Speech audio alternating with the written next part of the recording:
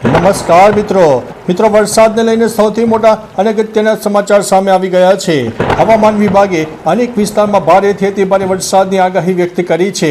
ત્યારે મિત્રો તમારા વિસ્તારમાં વરસાદ છે કે કેમ તમામ પ્રકારની માહિતી કમેન્ટમાં જણાવી દેજો। વાત કરીશું અંબાલાલ પટેલની મોટી આગાહી। રાજ્યમાં ગાજવીજ સાથે ભારે વરસાદની આગાહી હવામાન નિષ્ણાત અંબાલાલ પટેલે કરી છે।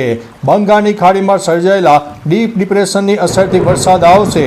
12 ઓગસ્ટ બાદ વધુ એક વરસાદની સિસ્ટમ બનશે। દાહોદ અને ડાંગમાં અતિ ભારે વરસાદની સંભાવના છે। રાજ્યમાં ગાજવીજ સાથે ભારે વરસાદની આગાહી હવામાન નિષ્ણાત અંબાલાલ પટેલે જણાવ્યું છે। તેમણે કહ્યું છે કે બંગાળની ખાડીમાં સર્જાયેલા ડીપ ડિપ્રેશનની અસર તેમજ લો પ્રેશર સિસ્ટમ મધ્યપ્રદેશ થઈને ગુજરાત તરફ આવશે। ગુજરાત અને રાજસ્થાનમાં ભારે વરસાદની આગાહી છે તેમજ પંચમહાલ છોટાઉદેપુરમાં પણ અતિ ભારે વરસાદ થઈ શકે છે। દાહોદ અને ડાંગમાં પણ અતિ ભારે વરસાદની સંભાવના છે તેમજ વડોદરા આણંદ ખેડામાં ભારે વરસાદની સંભાવના સાથે બનાસકાંઠા પાટણ મહેસાણા પાલનપુરમાં પણ ભારે વરસાદની શક્યતા છે। મિત્રો મહત્વનું છે કે સુરત અને વલસાડમાં પણ અતિ ભારે વરસાદની સંભાવના વ્યક્ત કરવામાં આવી છે। બીજી તરફ મિત્રો નવસારી અને તાપીમાં પણ અતિ ભારે વરસાદની સંભાવના છે। સૌરાષ્ટ્ર અને કચ્છના પણ અમુક વિસ્તારમાં ભારે વરસાદ થઈ શકે છે તથા મિત્રો 12 ઓગસ્ટ બાદ વધુ એક વરસાદની સિસ્ટમ બનશે।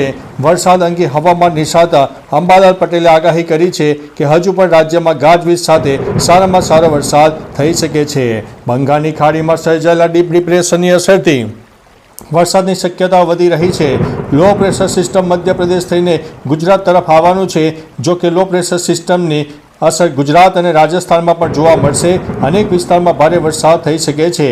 પંચમહાલ છોટાઉદેપુર દાહોદ ડાંગ સહિત અનેક વિસ્તારમાં વરસાદની શક્યતા વધુ છે। વડોદરા આણંદ અને ખેડામાં પણ ભારે વરસાદની શક્યતા છે।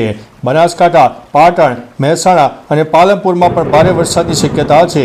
સુરત વલસાડ નવસારી તાપીમાં પણ અતિ ભારે વરસાદની સંભાવના તો બીજી તરફ સૌરાષ્ટ્ર અને કચ્છના પણ અમુક વિસ્તારોમાં જોરદાર વરસાદ થઈ શકે છે।